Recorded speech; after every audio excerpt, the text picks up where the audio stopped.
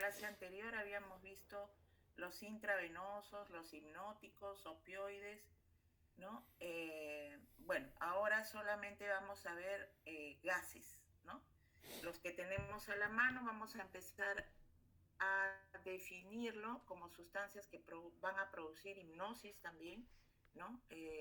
Desde que se administran se va a producir un estado de inconsciencia total en el paciente, ¿no? Dependiendo esto de algunos factores inherentes a cada gas, ¿no? Y de otros factores que vamos a revisar acá en la clase para llegar a producir esa inconsciencia o hipnosis total en el paciente. Estos gases, si bien es cierto, van a dar hipnosis, inconsciencia, pero no van a dar analgesia.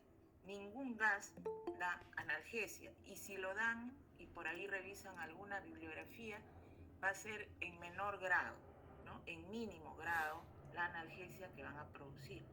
La gran mayoría, el 99.9% de los gases inhalatorios, lo que van a hacer es producir hipnosis, inconsciencia, estado general de anestesia, ¿no? Para esto, nosotros tenemos que tener presente y bien claro algunos conceptos que vamos a mencionar, ¿no?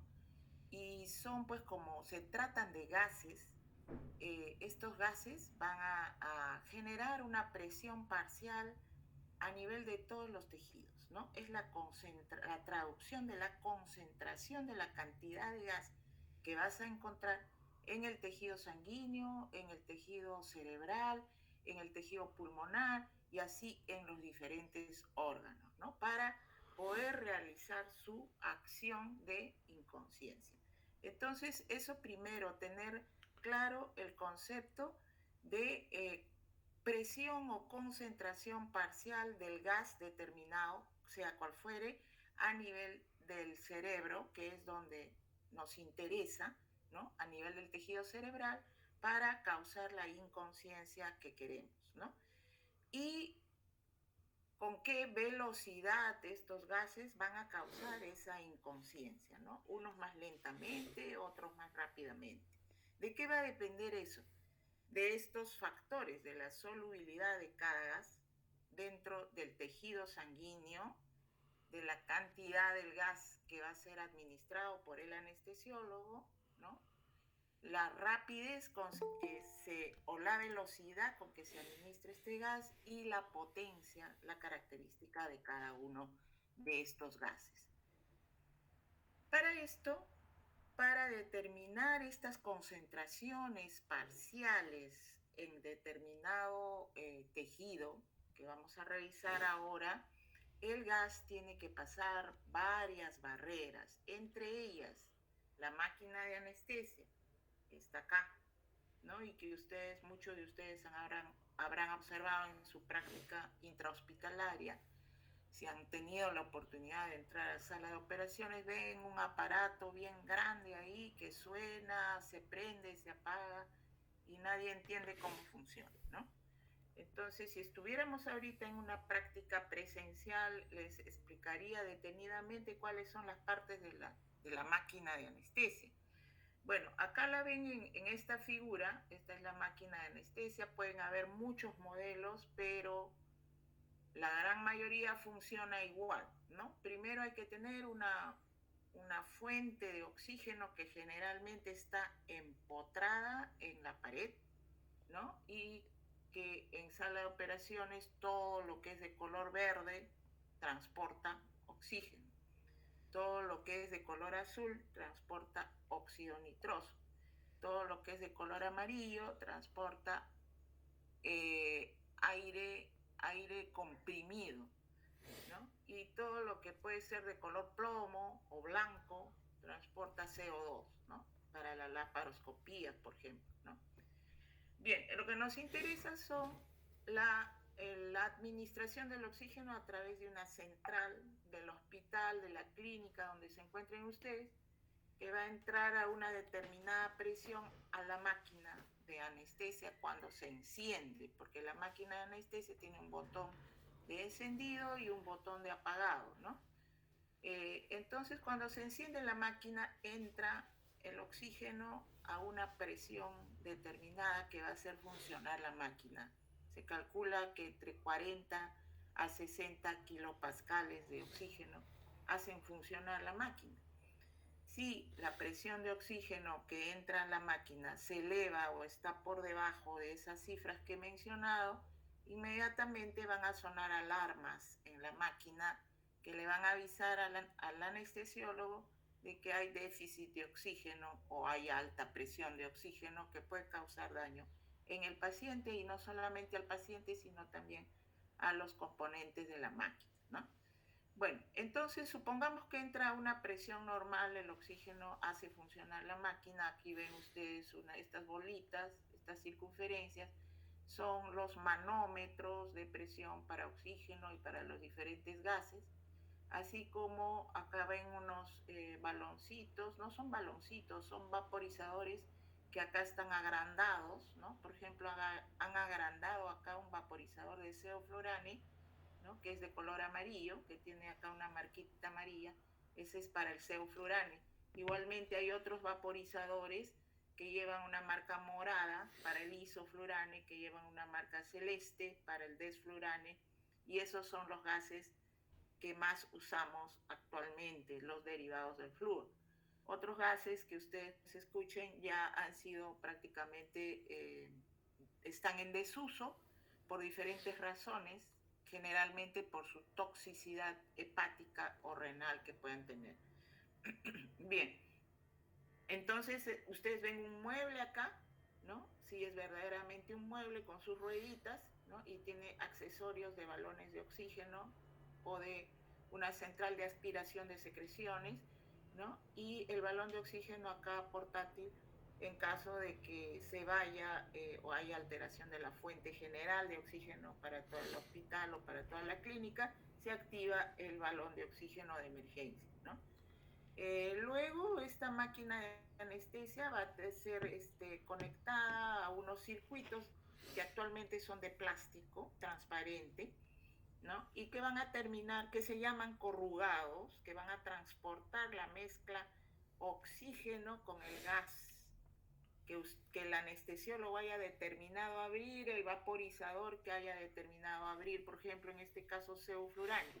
Va a usar sevoflurane, entonces entra la presión de oxígeno a la máquina y luego por unas tubuladuras metálicas internas va a transportar el oxígeno hacia el vaporizador, y en este vaporizador nosotros cargamos en forma líquida, en estado líquido, el sevoflurane a través de este circuito, ¿no? Entonces entra a una determinada presión el oxígeno y va a vaporizar ese líquido, que en este caso es sevoflurane, y va a salir a través de un sistema, como les decía, de corrugados de plástico, generalmente polivinil, que va a transportar este corrugado inspiratorio hacia el tubo orotraqueal que se encuentra en la tráquea del paciente, ¿no? Y luego a esa determinada presión, porque la máquina a su lado tiene un ventilador mecánico que va a introducir a presión la mezcla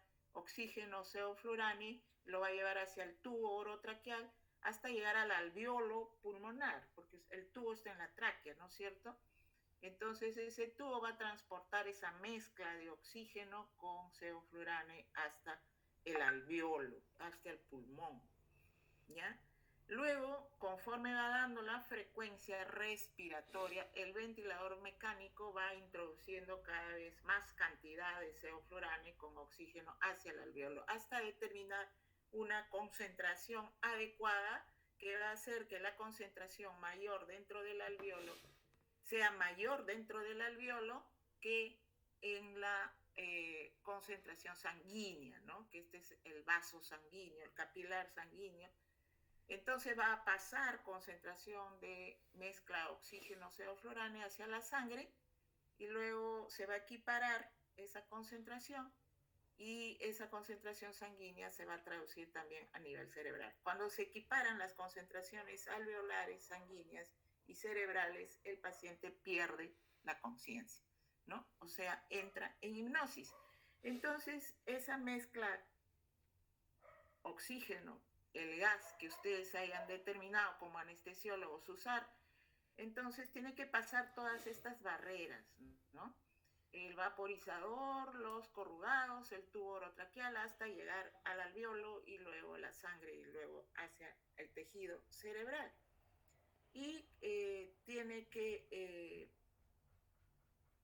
causar todo este viaje un equilibrio de concentraciones para poder llegar a obtener la hipnosis en el paciente. Esa es una vista macroscópica, digamos, del viaje de la mezcla oxígeno-gas. Pero dentro de este viaje hay algunos factores que tenemos que tener presentes y que van a determinar la concentración del gas a nivel alveolar y a nivel de los tejidos, ¿no?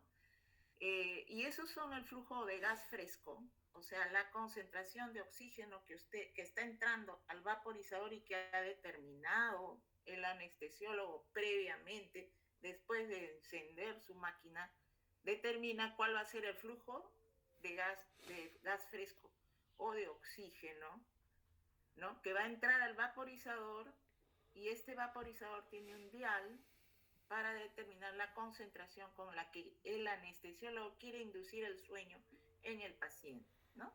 Este dial está desde 0,25, 0,5, 1%, 1,5%, 2%, 2,5%, hasta llegar a 8%, que generalmente no se usa, sí en los niños, ¿no? En los pediátricos sí altas concentraciones porque a ellos los dormimos con la mascarita directa del gas. Entonces sale la mezcla, eso es el flujo de gas fresco que va a ser determinado por las concentraciones del vaporizador y por el flujo que haya determinado de oxígeno el anestesiólogo. Luego tenemos la fracción inspiratoria de oxígeno, de gas o de mezcla, ¿no? Que va a ir viajando por el corrugado y que va a estar determinado no solamente por el flujo de gas fresco, sino también por la frecuencia respiratoria y el volumen corriente que haya programado en el ventilador mecánico el anestesiólogo. Entonces, toda la programación, no solamente de la máquina, sino de la cantidad de oxígeno, o sea, el flujo de gas fresco, del vaporizador, la concentración del gas, todo lo va y la programación del ventilador mecánico en cuanto a los parámetros de frecuencia respiratoria, volumen corriente, volumen minuto, presión en vías aéreas, otros factores, ¿no? Más inherentes a la especialidad que se programan. Entonces eso va a hacer o van a determinar la fracción inspiratoria del gas que va a viajar a través de los corrugados, el tubo orotraqueal, para llegar al alveolo, ¿no? Entonces, cuando llega al alveolo, vamos a tener la concentración alveolar, que también obviamente va a estar determinada por la ventilación, pero además, acá ya la cantidad de la mezcla en el alveolo también va a estar determinada o influida por el gasto cardíaco, ¿no? El gasto cardíaco del paciente, que va a hacer que la cantidad del flujo sanguíneo que haya en el capilar alveolar y que va a tener que ser influida por la diferencia de concentración de esta mezcla a nivel alveolar y a nivel venoso, ¿no? Cuando la concentración de la mezcla es mayor a nivel alveolar o la presión parcial es mayor a nivel alveolar, por diferencia de concentraciones va a fluir la mezcla hacia la sangre arterial, ¿no es cierto? Y con el gasto cardíaco va a viajar esa mezcla hasta llegar a todos los tejidos. Entonces,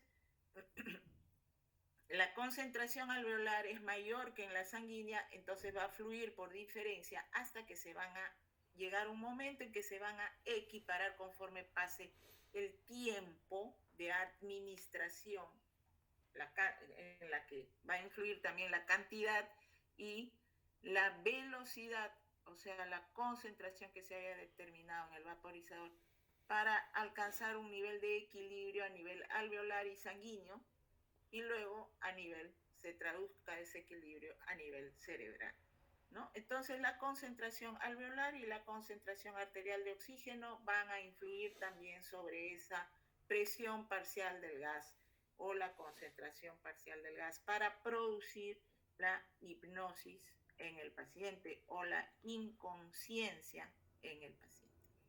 Igual que para los fármacos intravenosos, los fármacos inhalatorios también van a seguir los principios de la farmacocinética.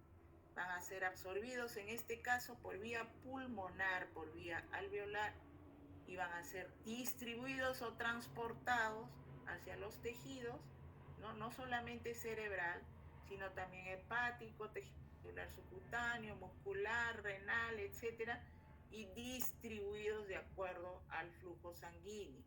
Metabolizados, sí, la gran mayoría van a ser metabolizados en el hígado, ¿no? En diferentes concentraciones, como vamos a ver más adelante. Y la eliminación de estos gases va a ser fundamentalmente por vía renal, ¿ya?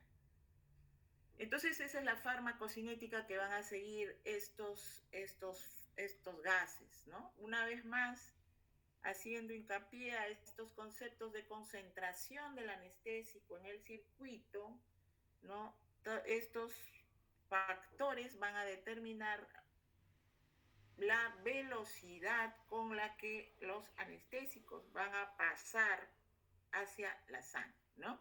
Entonces ya sabemos que es la fracción inspirada del gas, que es la concentración inspiratoria del gas que va a fluir a través del circuito, ¿no?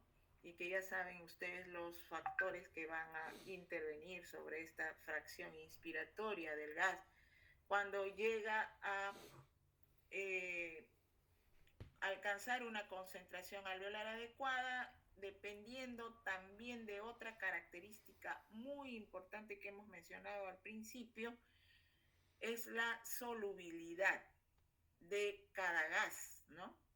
Cada gas, isoflurane, sevoflurane y desflurane, que son los derivados del flúor que más usamos actualmente, tienen diferentes coeficientes de solubilidad en sangre, diferentes coeficientes de solubilidad en el tejido y diferentes concentraciones parciales, ¿no? Para cada gas. Eso es importante y lo vamos a ver más adelante. Entonces, la solubilidad del gas, otra característica importante, a mayor o menor solubilidad va a hacer que pase más rápidamente hacia la sangre, ¿no? La afinidad del gas por cada tejido, ¿no? No solamente la sangre, por el tejido graso, por el tejido muscular, por el tejido nervioso, ¿no? Esa característica inherente a cada gas tiene que influir también en la velocidad del paso de los anestésicos hacia el cerebro, ¿no? Igualmente el gasto cardíaco, ¿no? Va a hacer que, por ejemplo, un paciente en hipovolemia, ¿no? Obviamente el pasaje del gas va a ser mucho más lento, ¿no?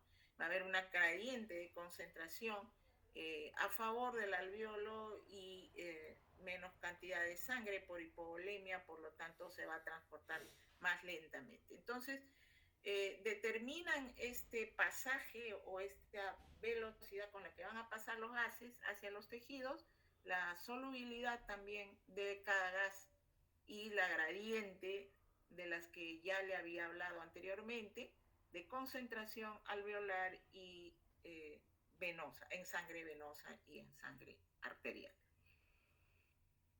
Entonces, este coeficiente de solubilidad es definido como la cantidad de moléculas de gas que se van a disolver en el tejido, en este caso el líquido sanguíneo, ¿no? El mililitro de gas la cantidad de gas, el volumen de gas que se va a disolver en un mililitro de sangre, ¿no? Mientras menos soluble sea, más rápido van a ser sus efectos, ¿ya? Mientras menos soluble es un gas inhalatorio, más rápido van a ser sus efectos. ¿Por qué? Porque va a tener menos afinidad por el tejido. ¿ya? Y entonces va a realizar rápidamente su acción. Entonces vamos a ver ahora los anestésicos inhalatorios que más usamos y en qué estado los conseguimos, ¿no?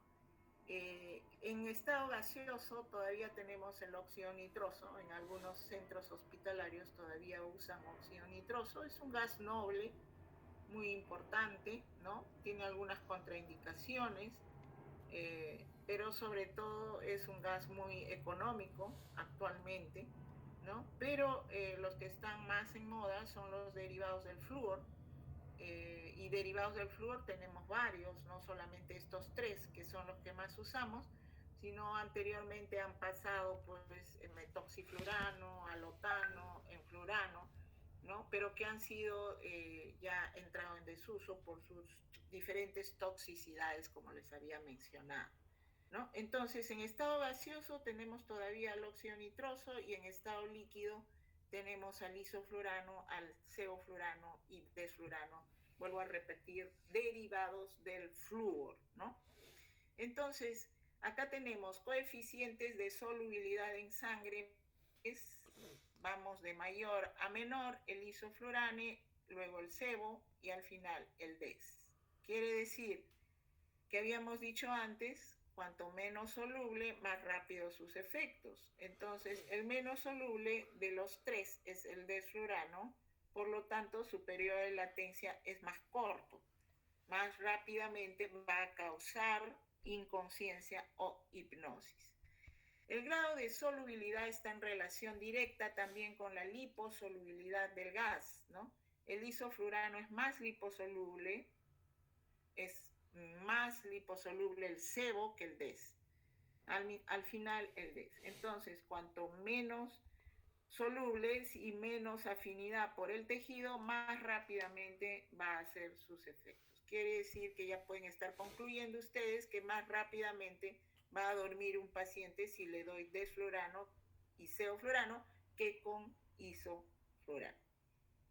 Otra característica que habíamos dicho que va a influir sobre la concentración parcial del gas, o sea, la capacidad del gas de causar inconsciencia, es la potencia, ¿no? La potencia de cada gas. Y esta potencia se va a medir en un coeficiente alveolar mínimo conocido con el nombre de CAM para cada gas, ¿no? Existe un CAM para un coeficiente alveolar mínimo para cada gas, ¿no? Y igualmente la potencia está en relación directa con la liposolubilidad y la solubilidad del gas. Por lo tanto, isoflurano es más potente, ceoflurano en segundo lugar y en tercer lugar desflurano. Y sus coeficientes alveolares mínimos tienen que ser cada vez mayores para el que duerme más rápidamente al paciente, ¿no es cierto? Porque es más potente, pero eso no quiere decir que sea mejor gas que los demás, que los anteriores, ¿no? Eso vamos a verlo más adelante. Que sea más potente está en relación a otros factores y a otros conceptos, ¿no? Vamos adelantando, entonces estos gases como conclusión van a ser absorbidos por vía pulmonar, ¿no? Y van a ser eliminados por vía también pulmonar fundamentalmente. Hay otras vías por las cuales vamos a eliminar el gas, como es la vía transcutánea o la vía cutánea, también se puede eliminar por piel y por membranas viscerales, ¿no? Este estado de solubilidad del gas, de concentración de solubilidad del gas, va a aumentar cuando hay un paciente febril, ¿no? Cuando hay un paciente, digamos así, geronte, mayor de edad, y cuando el paciente ha ingerido alimentos recientemente, ¿no? Por lo tanto, las concentraciones, el anestesiólogo sabe esto y por lo tanto sabe que esta solubilidad va a ser más potente del gas en estos estados de cada paciente, ¿no? y por lo tanto hay que disminuir la dosis porque podemos profundizar rápidamente al paciente en cuanto a hipnosis. Para que quede claro esto del coeficiente de partición, que es la relación de concentración del gas inhalatorio en dos fases y que tienen que entrar en equilibrio, ¿no? Cuando llega a alcanzarse el equilibrio alveolar y sanguíneo, ¿no? Cuando estos coeficientes de partición, porque son numéricos para cada gas, tienen mayor valor, va a concluirse que ese gas tiene mayor solubilidad y necesito mayor cantidad de anestésico para disolverlo en sangre y alcanzar el equilibrio a nivel alveolar y sanguíneo. Por lo tanto, la inducción va a ser más lenta, ¿ya? Más lenta. A nivel de los tejidos también se va a determinar un equilibrio del gas a nivel de corazón, grasa, muscular, y si tiene un grado de liposolubilidad mayor, se van a fijar más tiempo en estos tejidos, por lo tanto también la recuperación va a ser lenta, ¿ya? Entonces ahí tenemos los coeficientes de partición para cada gas, ¿no? Coeficiente sangre-gas, coeficiente de partición cerebro-sangre, ¿no? Y miren, los valores más elevados son para isoflurane, ¿no? Y los menores son para desflurane. Quiere decir que isoflurane demora en un tiempo, claro, no demora horas, ¿no? Demora minutos, aproximadamente 10 a 15 minutos, a que el paciente entre en inconsciencia.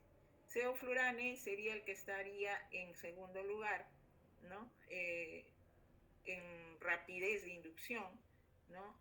Con sevoflurane, digamos que en 10 minutos o quizá menos, el paciente entra en inconsciencia, y con desflurano en 5 minutos, mucho más rápido, ¿no? Porque tiene coeficientes de partición más bajo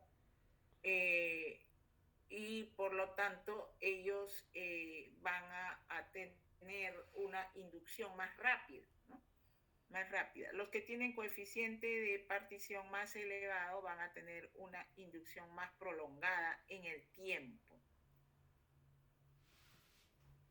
Entonces, durante la inducción de la anestesia, mientras más alta es la presión parcial del anestésico inhalado, más rápidamente va a aumentar la tensión anestésica en el pulmón y más rápidamente se va a elevar la concentración a nivel arterial, ¿no? En este sentido, los gases, igualmente que la anestesia intravenosa, va a tener una fase de inducción, una fase de mantenimiento y una fase de recuperación. Acá la fase de inducción va a ser la transferencia del gas hacia los tejidos, la fase de mantenimiento cuando se alcanza el equilibrio y no hay gradiente, ¿no? Hay un flujo totalmente nulo, ¿no? Porque hay equilibrio entre las concentraciones alveolar, sanguínea y tejido, en este caso cerebral, que es lo que más nos interesa, ¿no? La fase de recuperación, cuando uno ya cierra el vaporizador, lo pone en cero, entonces las concentraciones alveolar va disminuyendo, por lo tanto ya no va a haber pasaje hacia la sangre, las concentraciones sanguíneas van disminuyendo, van cayendo, y las concentraciones a nivel del tejido también. Y entonces se empieza a eliminar al revés, ¿no es cierto?, del tejido hacia la sangre y de la sangre hacia el alveolo, y se expira el gas por vía pulmonar, ¿no? El metabolismo, como les había dicho, generalmente es hepático, pero como la eliminación es mayor por vía pulmonar, entonces la eliminación hepática o el metabolismo hepático es también en porcentajes menores. Pero aún así, miren cómo el alotano, que es un precursor de todos los derivados del flúor y que se usó hasta el año 1900, el siglo pasado, ¿no? 1998 más o menos, desde que apareció iso y sevoflurane, ¿no? Ha pasado al desuso por su hepatotoxicidad que pueda producir. ¿no? Los demás también son metabolizados en hígado, pero en menores porcentajes, ¿no? La eliminación, como les había dicho, es predominantemente por la expiración, pero también puede haber pérdidas por vía cutánea y percutánea. Bien, este caso es entonces para ver cómo es que se recuperan los pacientes de acuerdo a la administración de los diferentes gases, ¿no? La velocidad de la recuperación. Y vemos acá que tenemos las horas de administración de anestesia y los minutos en que se demoran en recuperarse estos pacientes. Si yo le he dado éter para una cirugía que ha demorado 1 hora u hora y media, el paciente se va a demorar en recuperarse casi 50 minutos, ¿no? O quizá más. Con el alotano, en una cirugía de 1 hora y media, pues el paciente totalmente estará recuperado a los 40 minutos. Con el isoflurano en 20 minutos, con el sevoflurano en 10 minutos y con el desflurano en menos de 10 minutos para una cirugía de 1 hora y media. Y conforme la exposición del paciente al gas transcurra en el tiempo, 2 horas, 2 horas y media, va a ir también prolongándose la recuperación. Conclusión de este cuadro, que los gases que usamos más actualmente, que son el iso, el sebo y el desflurano, sobre todo el iso y el sebo, son los que más rápidamente van a inducir inconsciencia y rápidamente van a producir recuperación después de la administración del gas al paciente. Antes de empezar la descripción de cada gas, hacer hincapié en que la potencia de cada gas está en relación a la concentración alveolar mínima de ese gas, ¿no? Ya habíamos visto algunos cuadros anteriormente que hablaban de liposolubilidad, ¿no?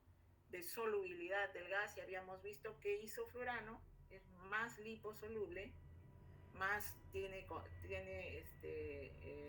valores elevados de solubilidad. Pero eso es en cuanto a, va a estar en relación al grado de velocidad con la que el gas va a producir inconsciencia o hipnosis. Pero, ¿qué gas es más potente? ¿Cómo podemos saber qué gas es más potente? ¿No? Y para eso tenemos que entender el concepto de concentración alveolar mínima, ¿no? Es aquella que va a producir el bloqueo de la respuesta al estímulo, en este caso el quirúrgico, la incisión quirúrgica, en el 50% de pacientes que han sido estudiados expuestos a ese gas determinado que usted haya querido usar como anestesiólogo, ¿no? Entonces van a haber diferentes CAMs para isoflurane, para sevoflurane y para desflurane. Y el CAM me va a hablar de la potencia de este gas, ¿ya? Entonces, la potencia está determinada por el CAM, ¿no? Y este CAM se define como la cantidad de gas, la cantidad de gas que se encuentra en el alveolo, ¿no? Y que me va a producir o me va a anular la respuesta motora en el 50% de pacientes expuestos a ese gas anestésico, ¿ya? Eso quiere decir que no va a haber ningún movimiento del paciente en el 50% de pacientes estudiados, ¿no?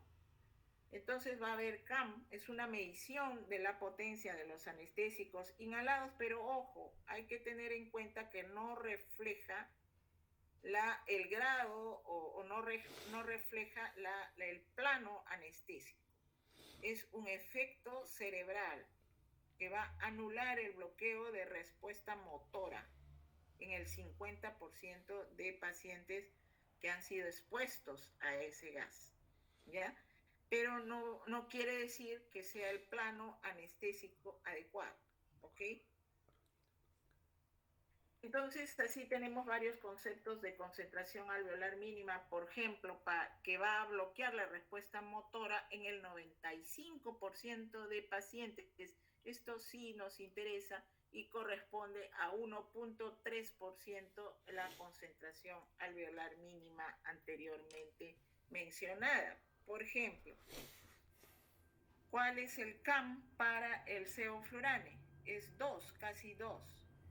Quiere decir que yo voy a dormir al 95% de pacientes con una concentración alveolar mínima de sevoflurane en multiplicaré 2 por 1.3, ¿no es cierto? Y ahí vamos a tener que yo voy a dormir en plano anestésico verdaderamente al paciente con 2.6 de coeficiente alveolar mínimo de sevoflurane, ¿no es cierto?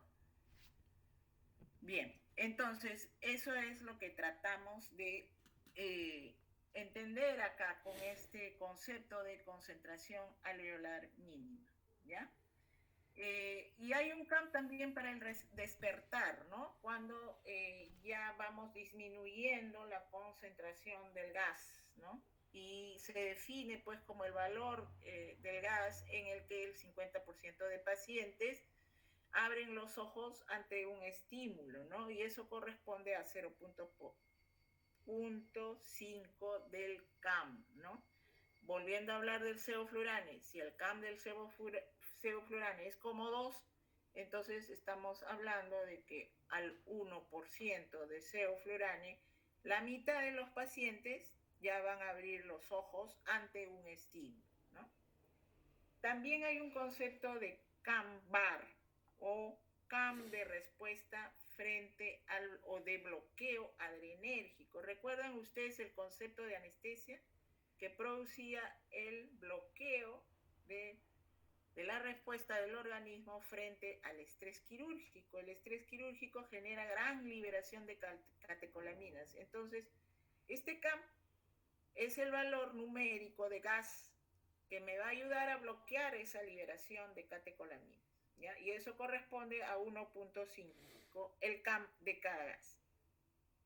El plano anestésico se va a conseguir con el doblando el CAM de cada gas, ¿no? La anestesia profunda.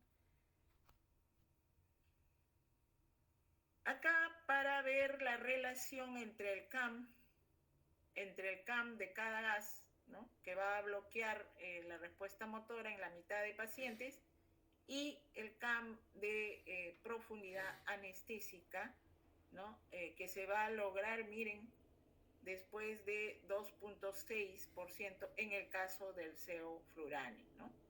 El 95% de los pacientes, ¿no? Va a estar bloqueado desde el punto de vista motor con esta concentración de sevoflurane 2.5%. Y aquí están los CAMs que tenemos para cada gas. Alotano subcam quiere decir que el 50% de los pacientes expuestos a este CAM de alotano no van a responder, no va a haber movimiento motor frente a la incisión quirúrgica, ¿ya? El CAM para isoflurane 1.2, este CAM garantiza que el 50% de los pacientes no va a responder con movimientos motores frente a la incisión quirúrgica, igualmente para sevoflurane y para desflurane, ¿no? Entonces está en relación a la potencia del gas. Pero la solubilidad es otra cosa. Ya saben ustedes que la solubilidad del gas es la cantidad de gas que se va a disolver dentro del tejido. El desflurane es el menos soluble, por lo tanto rápidamente va a hacer sus efectos, ¿no? Pero a la vez tiene un CAM más elevado, mayor concentración, precisamente porque es menos soluble, ¿no? Entonces van elevando los valores de solubilidad en el tejido y van disminuyendo los CAMs. Este CAM va a variar ya sea disminuyendo o aumentando de acuerdo a los estados generales que tengan los pacientes que entran a sala de operaciones, ¿no? Por ejemplo, un paciente que consume opioides va a hacer que yo disminuya el CAM. ¿Por qué? Porque va a necesitar mayor, que ese gas tenga mayor, va a hacer que ese gas tenga mayor potencia en ese paciente, ¿ya? Pero este es el caso de un consumidor, eh, un consumidor agudo de opioides, ¿no? O sea, viene por una intoxicación aguda de opioides, por decir. No es que le voy a echar mayor cantidad de gas, no. Al contrario, ya sé que el gas va a aumentar su potencia en ese tipo de pacientes. Por lo tanto, tengo que disminuir la concentración alveolar mínima de ese gas para ese paciente. Igualmente, los pacientes anémicos, los pacientes ancianos, donde se disminuyen las concentraciones de gas al 50% para los ancianos, ¿no? Que tienen función hepática, función pulmonar, renal, disminuida al 50%.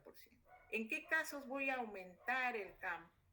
¿No? Donde va a hacer que esta potencia del gas sea disminuida. Por ejemplo, en el consumo crónico de alcohol, ¿no? Es un paciente que ya lleva años de consumir alcohol, de consumir opiáceos, cocaína, inhibidores de la MAO, antidepresivos, la gente que sufre de depresión crónica y consume benzodiazepinas, etcétera, en forma crónica. Esos casos sí hacen que yo aumente las concentraciones alveolares mínimas del gas, ¿no? Miren, los pacientes jóvenes que son más resistentes, entonces tengo que administrar mayor cantidad de gas, porque esos estados disminuyen la potencia del gas. Los gases anestésicos tienen beneficios y tienen efectos secundarios también, como todo fármaco, ¿no? Y esto lo vamos a ir revisando poco a poco porque vamos a ver las características de cada gas. Hay beneficios para gases anestésicos inhalados, ¿no? Bueno, las ventajas son que no son inflamables, ¿no? Se pueden reutilizar porque siempre quedan fijos en los tubos corrugados, etcétera, y se pueden usar junto con hipnóticos, ¿no? Y potenciar su grado de hipnosis.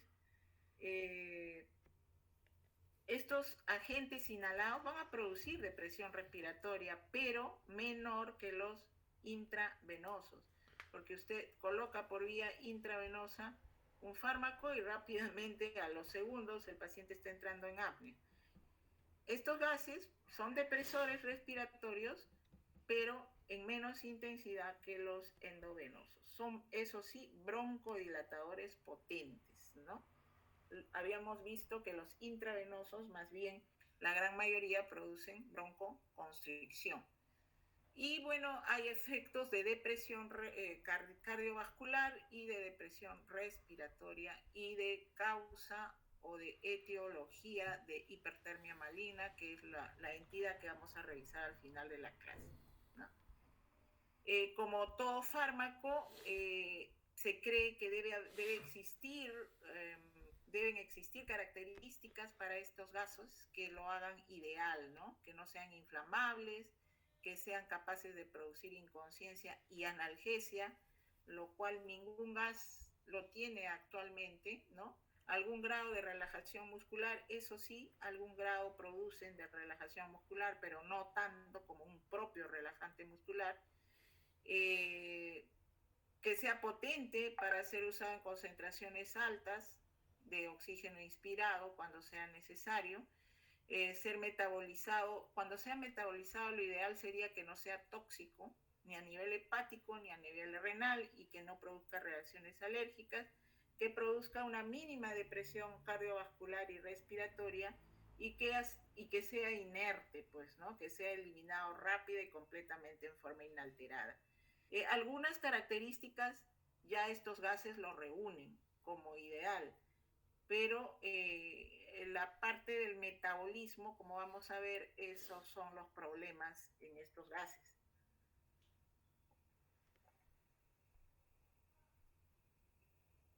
Los efectos de los anestésicos inhalados sobre los órganos y sistemas. Todos van a tener unos efectos, tanto en sistema nervioso central como a nivel cardiovascular, respiratorio, de la musculatura estriada, lisa, etcétera, ¿no? Que van a hacer que los indiquemos en determinado tipo de cirugía. Por ejemplo, a nivel del sistema nervioso central, vemos que el isoflurane es el indicado para pacientes que van a ser sometidos a intervenciones neuroquirúrgicas. ¿Por qué? Porque disminuye mucho la tasa metabólica de oxígeno, el consumo de oxígeno a nivel cerebral. Ese efecto es muy importante y que también lo tiene el sevoflurane. Muy parecidos efectos a nivel del sistema nervioso central, ¿no? Entre isoflurane y sevoflurane, los dos van a disminuir la tasa de consumo de oxígeno, consumo metabólico de oxígeno a nivel cerebral, y eso es muy importante para el paciente que tiene patología neuroquirúrgica, ¿no? Igualmente, miren, el isoflurane no altera la producción de líquido cefalorraquídeo, esa es la diferencia con el DES y con el sevoflurane. Los tres, sin embargo, van a aumentar la presión intracraneana porque van a aumentar el flujo sanguíneo cerebral. Sin embargo, esto estaría en contra de indicarlos para cirugía neuroquirúrgica, pero el isoflurane es el que menos va a provocar este aumento de flujo sanguíneo cerebral y este aumento de presión intracraneana, ¿no?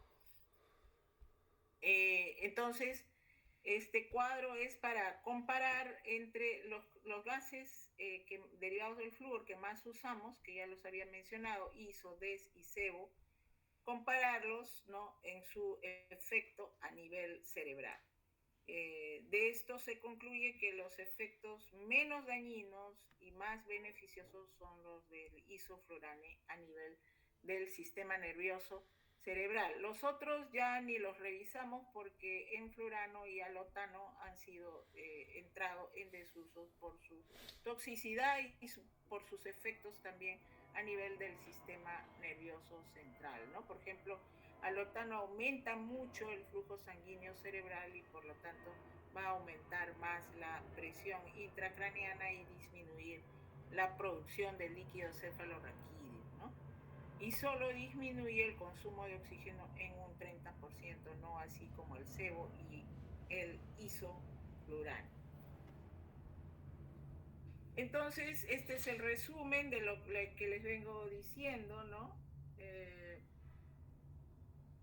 Sobre todo el isoflurane en altas concentraciones van a producir un silencio eléctrico, cualquiera de estos gases, ¿no? A nivel del electroencefalograma, ¿no? A nivel respiratorio van a producir depresión respiratoria con aumento de la presión arterial de CO2 dosis dependiente. A mayor dosis, mayor aumento de la presión arterial de CO2, ¿no? O sea, van a producir hipercapnia. Pero recuerden que nosotros no usamos para dar anestesia solo gas, ¿no? Aunamos otros fármacos, ¿no? Aunamos relajante muscular, que va a permitir que con el ventilador mecánico y la frecuencia respiratoria nosotros podamos eliminar el CO2 en sangre. O sea, no lo vean solo como que acá estamos analizando los gases cada uno y sus efectos, pero no quiere decir que solo se dé gas actualmente para producir anestesia.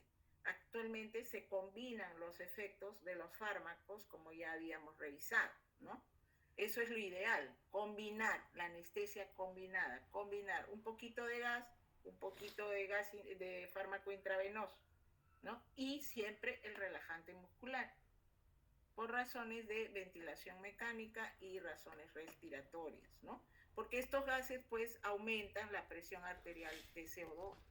Si yo no uso relajante muscular, el paciente no me va a tolerar la ventilación mecánica, ¿no? Y esto con estos efectos, la anestesia sería un desastre, ¿no?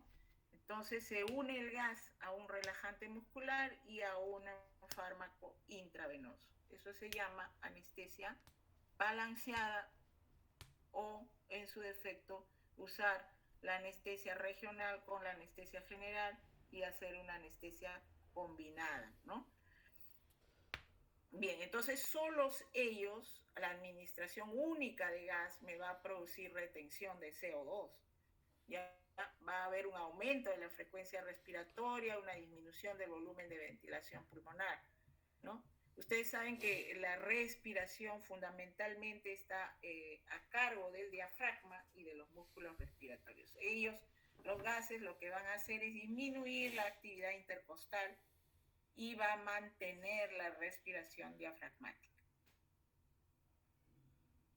A nivel del sistema respiratorio, entonces van a producir otro efecto importante, es la broncodilatación.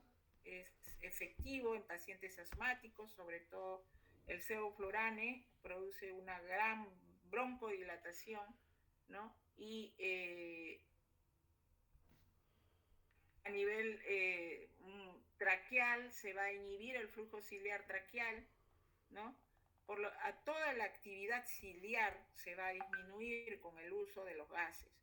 Por lo tanto, hay riesgo de producir enfermedades pulmonares en el posoperatorio, ¿no? Todos van a ser depresores de la reacción respiratoria frente a la hipoxemia y a la hipercapnia, anula los reflejos de defensa, ¿no? Frente a una hipoxemia y a una hipercapnia. Quiere decir que el control de esta alteración que produce en el organismo está en la programación que hace el anestesiólogo de su ventilador mecánico y de su máquina de anestesia, ¿ya? Para tratar de que estos efectos del gas se mantengan, no se presenten, ¿no? Y se mantenga la adecuada oxigenación y entrega de gases en el organismo, ¿no? Van a disminuir, miren, la capacidad residual funcional, ¿no? La capacidad residual funcional, si ustedes recuerdan, es la capacidad de distensibilidad del alveolo, ¿no? Si van a disminuir ese grado de distensión que normalmente tenemos a nivel alveolar, va a hacer que el alveolo se colapse, y al colapsarse el alveolo, que se va a producir atelectasias, ¿no es cierto? Atelectasias pulmonares. Por lo tanto, hay mayor riesgo de producir neumonías, etcétera, por estos gases. Pero esto se anula o lo anula, todos estos efectos, el anestesiólogo programando su ventilador mecánico, ¿ya? Frecuencia respiratoria, volumen corriente, presión en vías aéreas que eviten el colapso alveolar que producen estos gases, ¿no? A nivel circulatorio también va a producir depresión miocárdica, va a haber disminución del gasto cardíaco, va a haber disminución del tono del sistema nervioso simpático, va a haber vasodilatación, ¿ya? Y por lo tanto pueden algunos gases producir taquicardia, ¿no? Porque hay vasodilatación. ¿Van a producir descenso del consumo miocárdico de oxígeno? Sí, sobre todo el isoflurane, ¿ya? Y va a haber modificación de la distribución del gasto cardíaco, que va a ser menor para el hígado, los riñones y el intestino. Ojo con eso, porque si hay menos flujo sanguíneo a nivel hepático, renal, entonces va a haber mayor posibilidad de hacer daño hepático y renal. ¿Por qué? ¿Por qué ¿Por qué se produce esta menor distribución del gasto cardíaco a nivel de hígado y de riñones? Porque empieza el organismo a favorecer la circulación a nivel cerebral de músculo y de piel. El alotano relaja las arterias coronarias y el isoflurano mantiene el flujo sanguíneo a pesar de la hipotensión. Miren, el isoflurano, a pesar de la hipotensión o la vasodilatación que se produce, el isoflurane va a mantener el flujo sanguíneo y va a aumentar la tolerancia a la isquemia miocárdica. Ese es un efecto del isoflurane muy propio de él, ¿no? Que se conoce con el nombre de robo coronario. Quiere decir que este gas lo que va a hacer es descender el flujo absoluto del flujo sanguíneo en la región que se ha producido la isquemia, para desarrollar un gran flujo en el tejido normal alrededor del tejido isquémico. Entonces, a nivel cardiovascular, todos van a ser depresores de la presión arterial, de la frecuencia cardíaca, del gasto, ¿no? De la resistencia vascular sistémica, por lo tanto va a producir vasodilatación. De la periférica la van a mantener.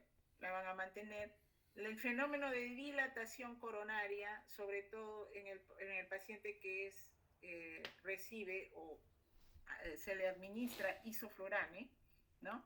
Y también hay un buen grado de dilatación coronaria con alotano, deflurane, ¿no? Sevoflurane, una cruz.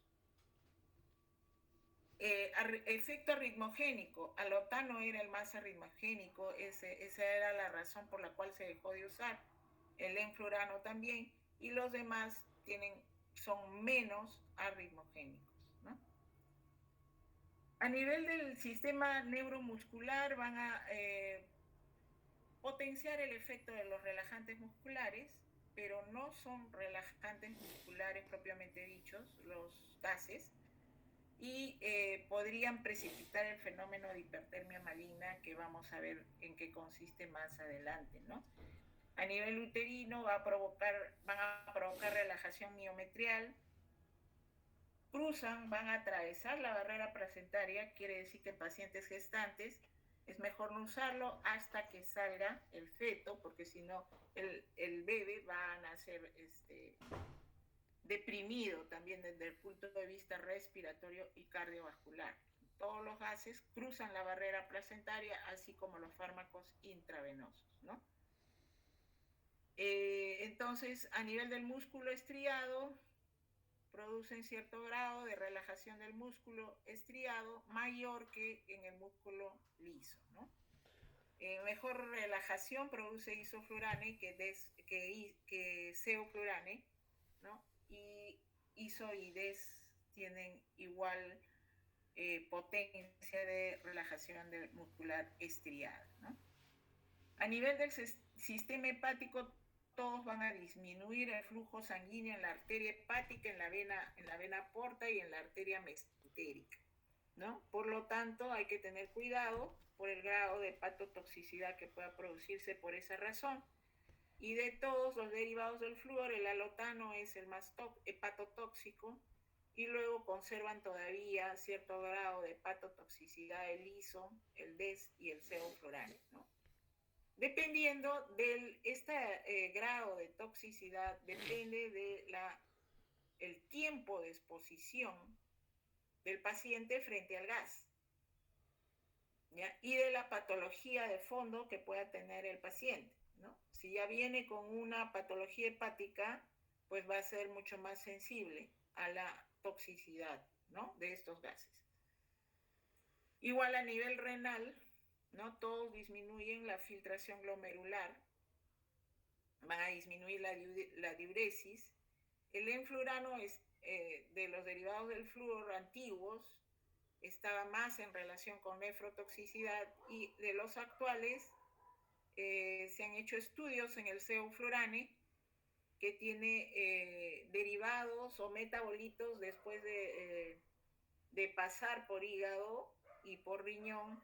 Se han visto que hay compuestos A y B, sobre todo el compuesto A, derivado del metabolismo del sevoflurano, que puede producir nefrotoxicidad y está todavía en signo de interrogación porque faltan estudios para determinar si el grado de toxicidad por compuesto A, metabolito del sevoflurano, ¿no?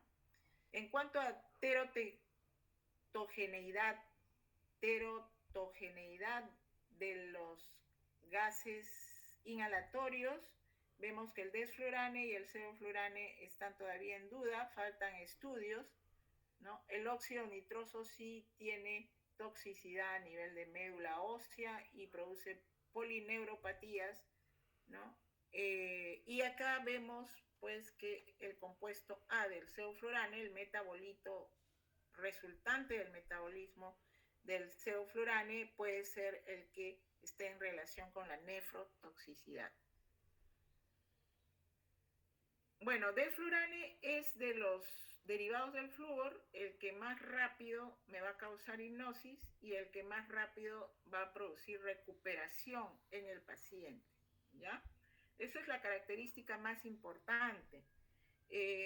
Económicamente este gas es muy caro, puede existir en las clínicas, en los hospitales de Minsa no existen porque es muy caro, preferimos usar iso o sevoflurane.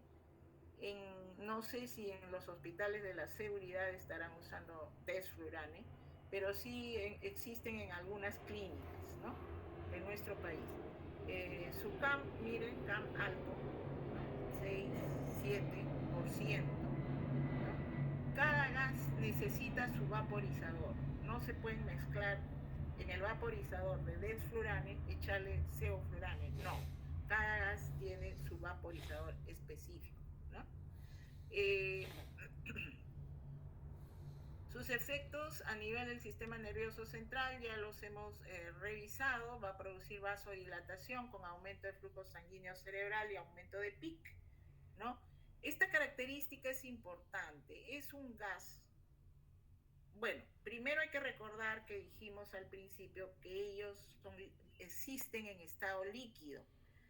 Así, en estado líquido, se introducen en el vaporizador, el anestesiólogo carga el vaporizador, ¿ya?, con el líquido de desflurane, luego cierra el vaporizador y abre la llave del oxígeno. Al entrar el oxígeno al vaporizador, con la presión que entra, hace hervir el líquido que se llenó de desflurane y se transforma en gas. Se produce una ebullición dentro del vaporizador al entrar el oxígeno a esa presión tan alta. Entonces sale mezcla oxígeno-gas, ¿no? En este caso estamos hablando de desflurane. El desflurane tiene un olor pungente, ¿no? Es irritante de vías aéreas. ¿Qué quiere decir eso? Que si yo al paciente le pongo la máscara con el vaporizador abierto de desflurane, el paciente va a empezar a toser, a tener estornudos, a tener rinorrea, lagrimeo, y no va a resistir el olor pungente del desflurane. Es irritante de vías aéreas que puede inclusive hasta provocar laringoespasmo. Laringoespasmo es el cierre de las cuerdas vocales. No entra el oxígeno y nos metemos en problemas, ¿no es cierto? Entonces es mejor no inducir anestesia, no inducir hipnosis directamente con la máscara de desflurane, ¿ya? Porque es irritante de vías aéreas. A nivel cardiovascular ya saben ustedes los efectos. Se metaboliza también en hígado, ¿no? Hay que tener mucho cuidado en caso de las hipoliemias, de la hipertermia maligna y de la hipertensión endocraniana. En esos casos no se debe usar desflurane, ¿no? Tampoco en pacientes asmáticos, por la razón que estamos mencionando, que es irritante de vías aéreas y por lo tanto lo que va a producir es broncoconstricción y no broncodilatación, ¿no? Bien, potencia también igual los relajantes musculares, ya vimos. El isoflurane es también irritante de vías aéreas, ¿ya? Entonces no está indicado en paciente asmático, ¿no? Porque también es un olor desagradable que va a producir todo lo que ya hemos mencionado, laringoespasmo, lagrimeo, tos, etcétera, en el paciente, ¿no? Pero sí es un agente que va a contar con el mejor perfil para paciente neuroquirúrgico, por las razones que ya habíamos visto, ¿no? Va a producir vasodilatación cerebral y por lo tanto no va a disminuir flujo sanguíneo cerebral ni presión intracraneana. Lo que quiere el neurocirujano es que cuando trepana el cráneo, el tejido cerebral esté totalmente eh, que no tenga alta presión, pues, ¿no? Que esté totalmente disminuido, ¿no? No haya presión intracraneana elevada, porque si no salta el tejido nervioso. Entonces, lo que hay que hacer en este caso es disminuir la presión intracraneana. Y isoflurane no aumenta la presión intracraneana, por esa razón entre otras, es el indicado para neurocirugía. Igualmente va a disminuir el consumo de oxígeno a nivel del tejido cerebral. Esa es otra de las razones por las cuales está indicada igual. Va a producir depresión respiratoria a nivel cardiovascular. También es un inotrópico negativo, depresor de las resistencias vasculares sistémicas y periféricas, ¿ya? Pero va a disminuir el oxígeno a nivel cerebral también y va a producir ese efecto de robo coronario que consiste en disminuir el flujo sanguíneo a nivel de la lesión y aumentar en la región sana, ¿no? Se va a metabolizar en hígado en menor porcentaje, pero igual utiliza hígado, ¿no? Y se va a eliminar por vía expiratoria. Potencia el efecto cardiodepresor de los beta bloqueadores, de los calcio antagonistas, que ya se usan muy poco, y tiene efecto hipotensor de alfa bloqueantes. Entonces, pacientes que están recibiendo beta bloqueadores, hay que tener mucho cuidado con la administración de isoflurane porque se puede potenciar el efecto cardiodepresor. E igualmente pacientes que están usando bloqueadores alfa, ¿no? Entonces hay que evitar la hipotensión. Y por último, el sevoflurane, que tiene la gran diferencia con el resto de gases ya mencionados, es que este gas sí tiene un olor agradable. Va a producir broncodilatación, no irrita las vías aéreas. Por conclusión, puedo inducir hipnosis con una máscara de sevoflurane. Abro el vaporizador, sale la mezcla oxígeno-sevoflurane y le pido al paciente que inhale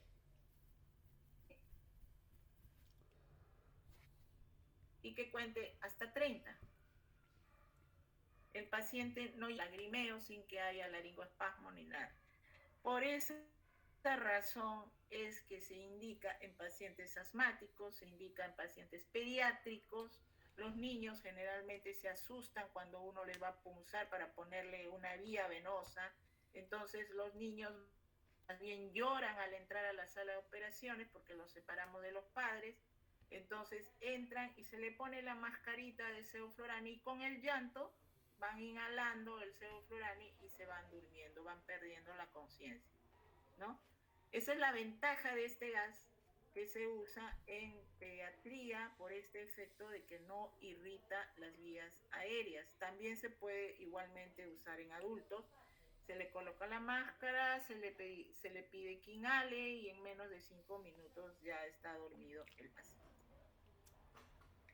Pero igual, a nivel del sistema nervioso central va a producir vasodilatación, aumento del flujo sanguíneo cerebral, este sí produce aumento de la presión intracraneana, ¿no?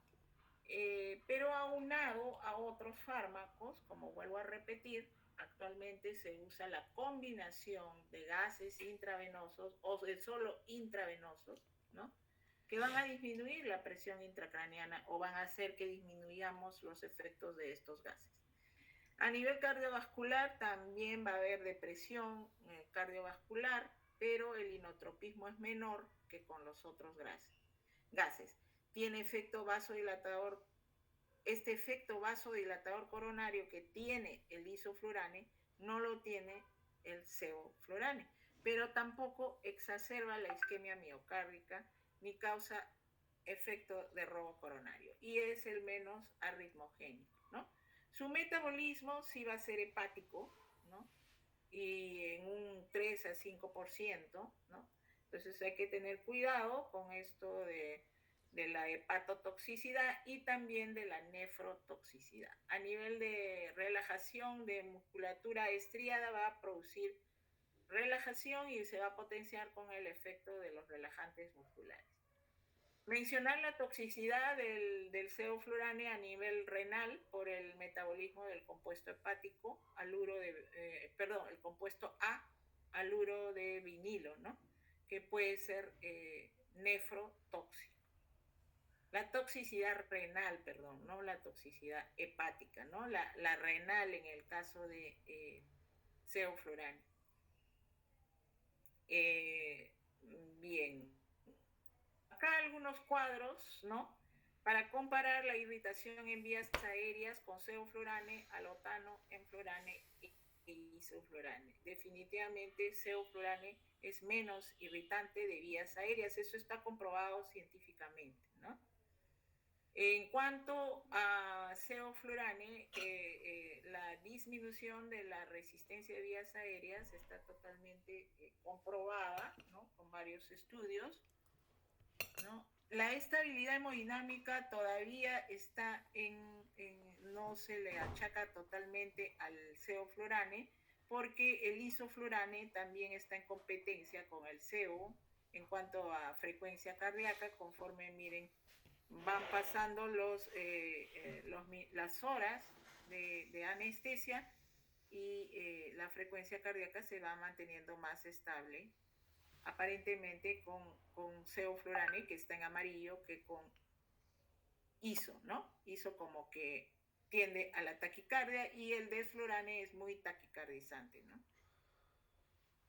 La presión sanguínea, miren, aquí sí le gana isoflurane, ¿no? Y sevoflurane ahí se van dando con la estabilidad en cuanto a presión sanguínea y miren cómo desflurane sí, no solamente taquicardia, sino también tiende a la hipertensión las primeras horas y luego a la hipotensión. Tampoco esta inestabilidad no nos conviene, no conviene al paciente, ¿no? Lo ideal es que lo mantenga estable en cuanto a frecuencia cardíaca y a presión arterial. El bloqueo simpático, ¿no? Es mejor con sevoflurane y con ISO que con DES. Y la arritmogenicidad es menor con sevoflurane que con cualquier otro gas derivado del flúor. Y mencionarles esta enfermedad de hipertermia maligna que se presenta no solamente a la exposición del paciente frente a un gas inhalatorio. Actualmente se considera que hipertermia maligna la puede desencadenar también un relajante muscular, un anestésico local, ¿no? Y es una patología, una enfermedad hereditaria con respuesta bioquímica que lo que va a hacer es que se libere gran cantidad de calcio en el citoplasma del músculo estriado, lo que va a conducir a que se produzca un estado de hipercontracción muscular, ¿no? Lo que va a originar una situación de hipermetabolismo, por lo tanto va a haber taquicardia, rigidez muscular, aumento del metabolismo del organismo, fiebre y rotura de fibras musculares con liberación de potasio a la circulación sanguínea, ¿no? Y como su nombre lo dice, van a haber temperaturas corporales mayores de 40 grados centígrados y el paciente va a entrar en este estado de hipercatabolismo por la gran acumulación del ion calcio en el citoplasma de las fibras musculares.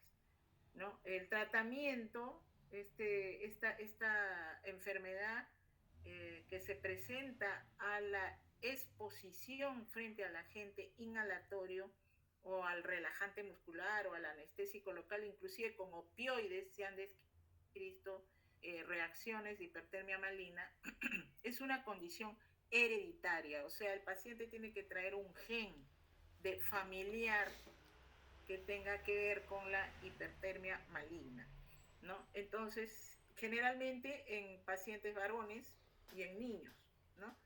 Eh, las complicaciones obviamente son muy graves, puede ir hasta el paro cardíaco, y la hipertermia que se presenta se trata con sumergiendo al paciente en tinas de agua helada con sonda nasogástrica donde se le administra agua helada, sonda nasogástrica, sonda rectal también, y se administra un fármaco que tiene que ver con el tratamiento de esta gran liberación de calcio que se produce en el retículo sarcoplásmico, ¿no? Estamos hablando del dantrolene sódico, que es un derivado de la hidantoína y que se tiene que conseguir, es muy difícil de conseguir para tratar este tipo de síndrome, ¿no? El diagnóstico se hace mediante una biopsia muscular, no hay otra forma de demostrar que sea un caso de hipertermia maligna. Mediante una biopsia del músculo, ¿no? Se puede demostrar la gran liberación de calcio a nivel del retículo en el citoplasma de la célula muscular. Bien, con esto hemos terminado entonces la clase de anestesia inhalatoria.